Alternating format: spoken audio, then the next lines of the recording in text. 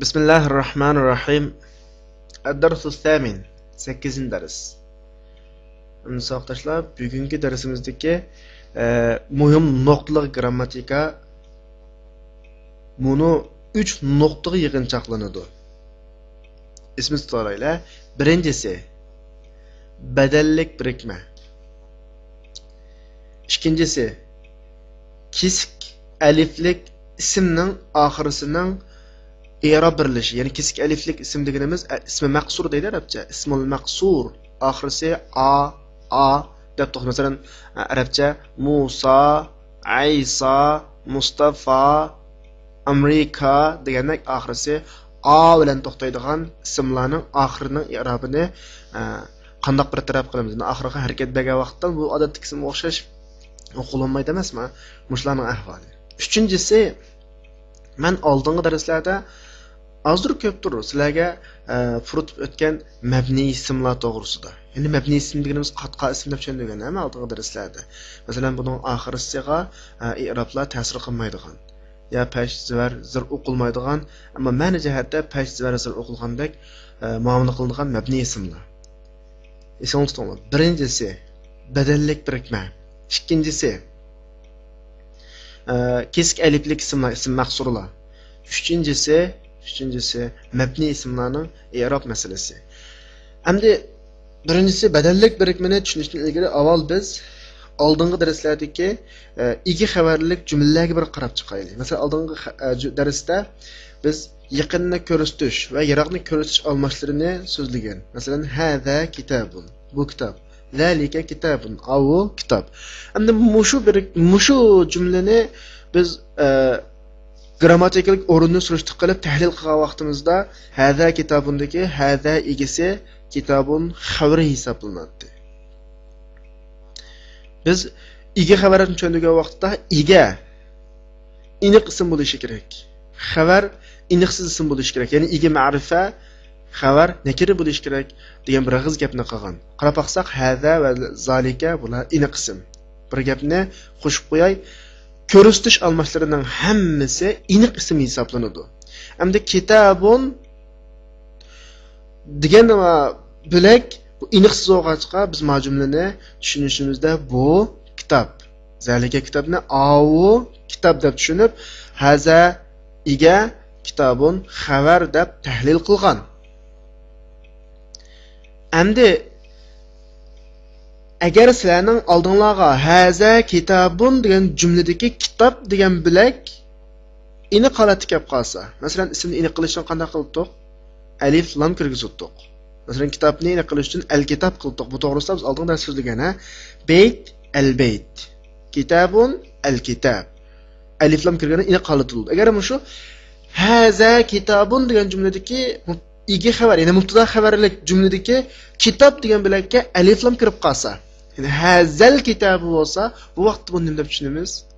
Desa, bu vaqtda igi xabarlik jumlama ikkisi bir so'zga hisob.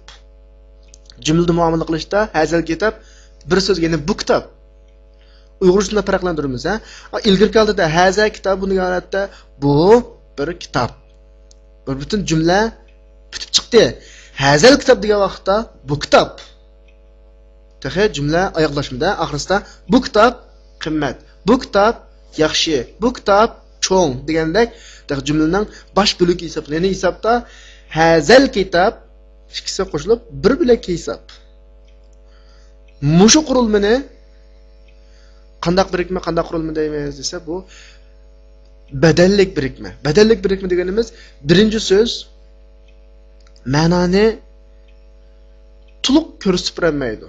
Bizning maqsadimiz to'liq ado qilib bermagachga, shuni izohlash yuzidan shuning o'rniga almashtirib akilingan ikkinchi so'z. Bu yerda haza desak, qarash taraf bizning ko'rsatgan narsamizning nima ekanligini ko'z oldimizda bo'lsa-ku tushuna, ko'z oldimizda bo'lmay qolsa, damalliq tushunmaydi. Buni izohlash yuzidan kitobni kelgandan keyin bu kitob bo'lgandan keyin qarash taraf to'liq bizning nimani ko'rsatganligimizni biladi. Yaxshi ya eski degandan keyin bizdagi jumladagi ifodalamoqchi bo'lgan maqsadimiz to'liq ifodalandi degan gap. Ana mushadagi hazal kitob degan birikma mubtada xabar emas, ya'ni ikki xabar emas. Ikkisi birikib turib ega. Kabirun cho'ng degandagi kabir xabar oladi.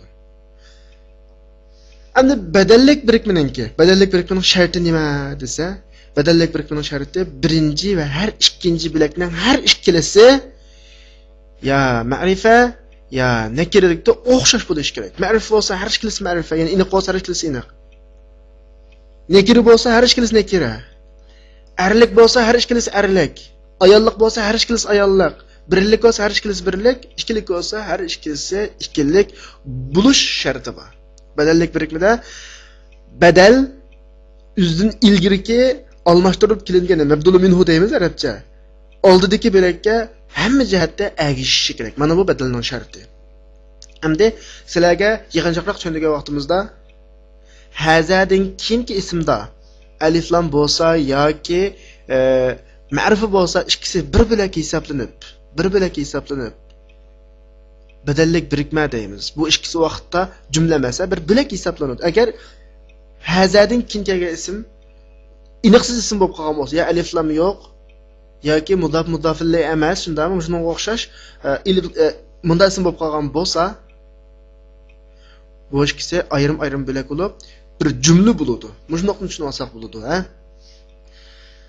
Demak, yig'inchoqlasak haza rajulun bilan hazar rajulun o'tirida osmon ismin farq bor. Hazar rajulu ikkisi bir bilak jumla emas, bu er. Haza rajulunda bu bir er kishi. Bu bir butun jumla bo'ladi. Shundoqni tushunib olsak bo'ladi. Ikkinchi qoidamiz kesik aliflik ismlar, ya'ni ismi maqsur. Bunda ismlar deganimiz oxirida ya bilan yoziladigan yoki alif bilan yozilsa-mu talaffuz qilishda a deb oxirida uzik alif bilan to'xtaydigan ismlar kesik ismlik maqsur ism deyildi. Ism maqsur deyildi arabcha. Masalan, Mustafa, Aysa, Musa, Asa deganlarga o'xshash. Bularning i'robi odatdagi normal ismga o'xshash paj va zir iniq o'qilmaydi. Buni har paj o'qiydigan vaqtda shu a zavar o'qiydigan vaqtda a zir o'qiydigan vaqtda a uchala holatda bir xil talaffuz qilamiz. Ammo jumlada buni muomala qilishda, jumlada ma'no ifodalashda buni o'xshashlar paj zavar zir o'qiganimizdek muomala qilaveramiz. Va shaklda buning oxirisidagi harakat o'zgarmaydi xolos. Masalan, mustashfa, doktorxona, buning oxirisida kesik alif bor, mustashfa. Ammo shuni mustashfa deb o'qisak, mustashfa deb o'qiymiz. Oldiga min kelib qolsa mustashfa. Asli min kelib qolsa nima qildi? Zir qildi shundami? Ammo ma'noga zir o'qilib bo'lmaydi. Shuni mustashfa deb o'qiymiz. Ila kelib qolsa meni mustashfa, shunga o'xshash.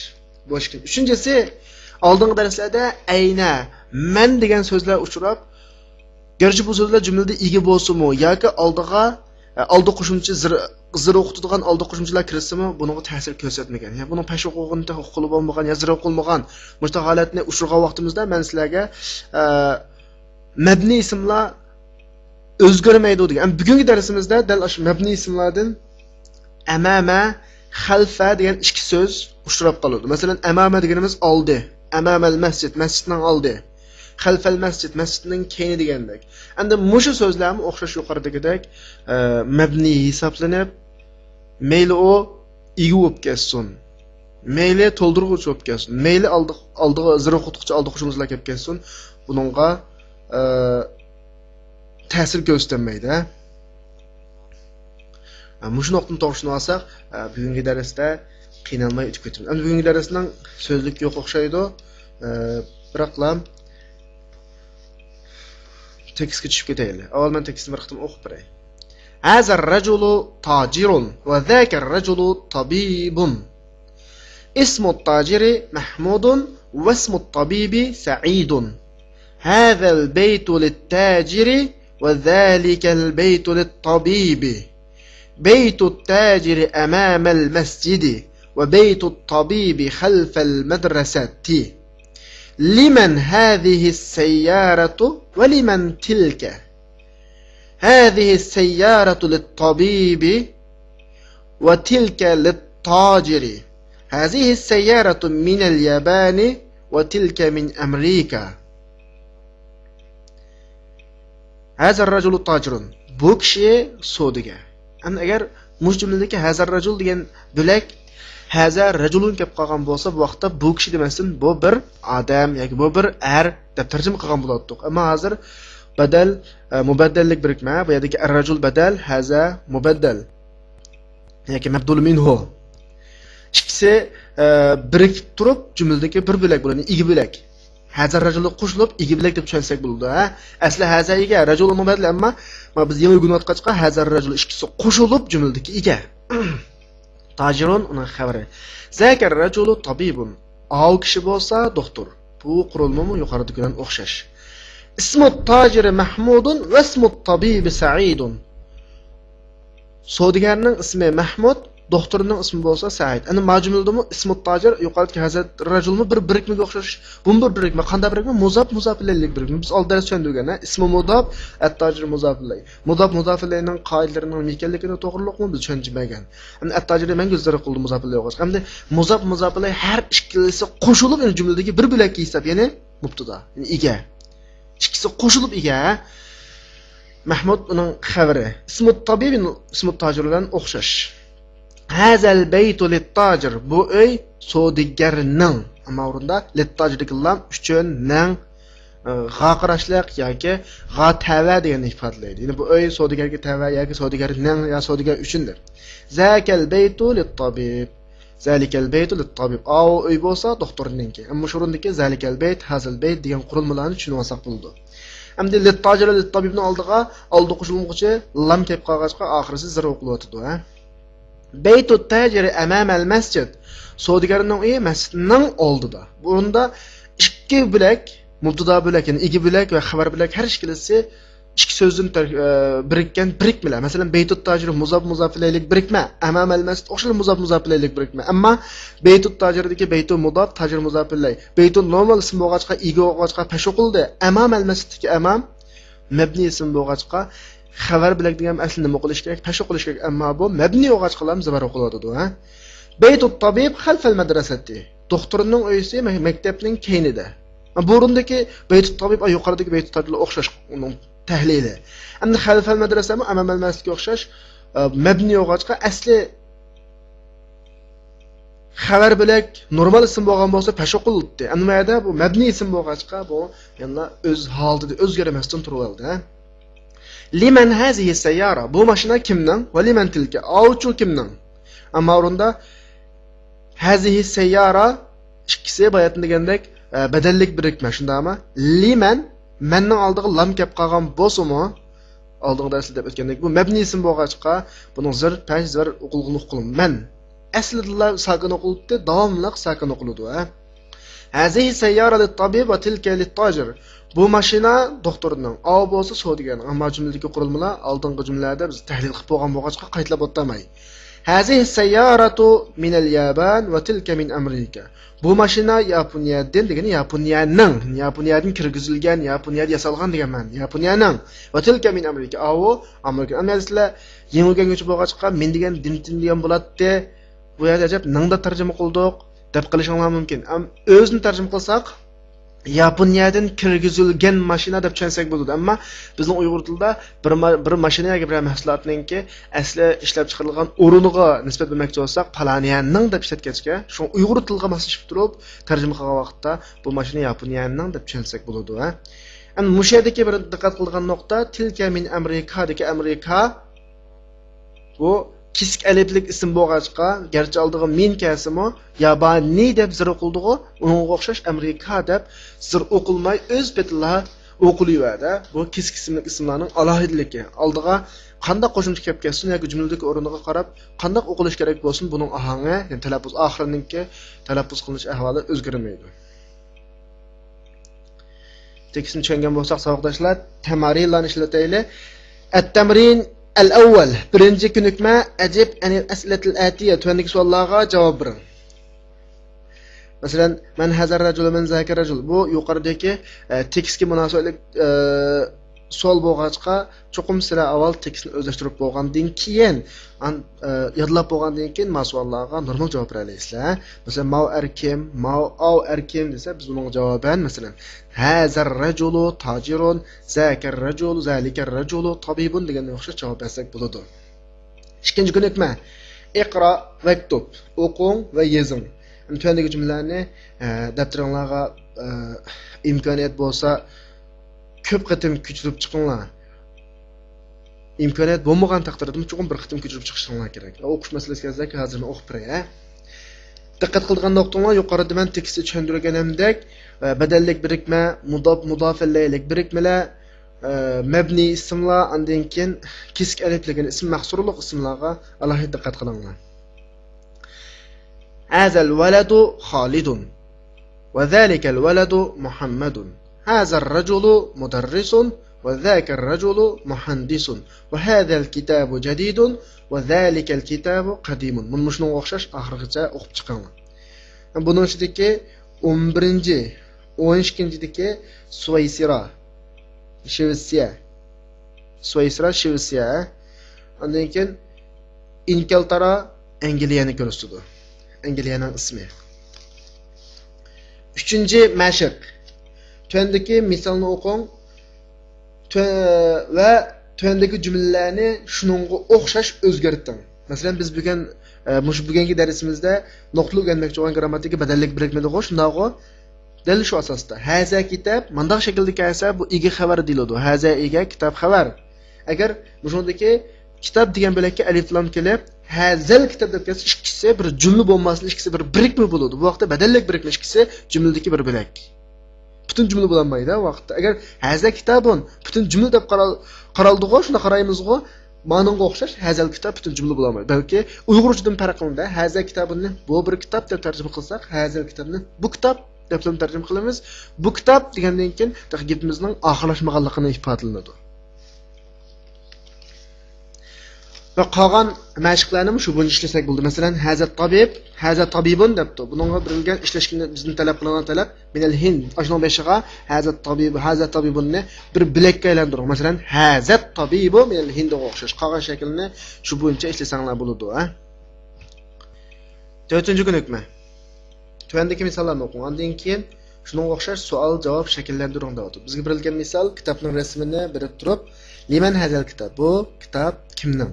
Cevabı Hazal kitab li Muhammed. Bu kitap Muhammed'un. Tövəndimi bizga surat berilgan və Muhammed'nin o'rniga ism berilgan. Shu ismlarni qo'shib, shu bo'yicha jumla shakllantirishimiz kerak. Endi diqqat qiladigan nuqta Hazal kitab degan birikmani biz badallik birikma asosida tuzishimiz kerak. Agar al kitab alif lamni keltirmasak, bu vaqtda jumla bo'lib qoladi. Bizning hozirgi maqsad buni jumla qilmasdan badallik birikma qilmoqchi xolos.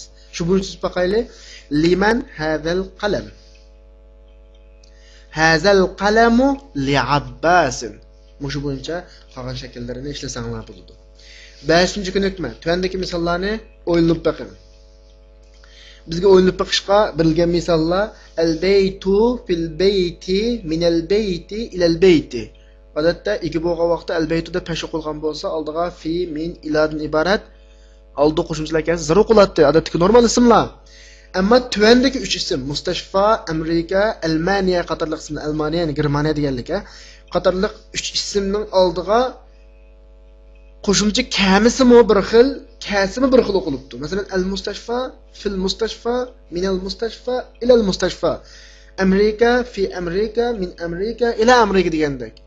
Bu biz darsning 5-lar degandek, kesk aliflik ismlar bo'lib, ya'ni ismi mahsur bo'lib, oxirisida i'robni gavdalik ifodaligili bo'lmaydi. Ya'ni jumladagi o'rinning ifodasi bunda ma'ni jihatda gavdalanadi, shakl jihatda buning zir pash degandek narsalarni qo'ymaymiz demakchi.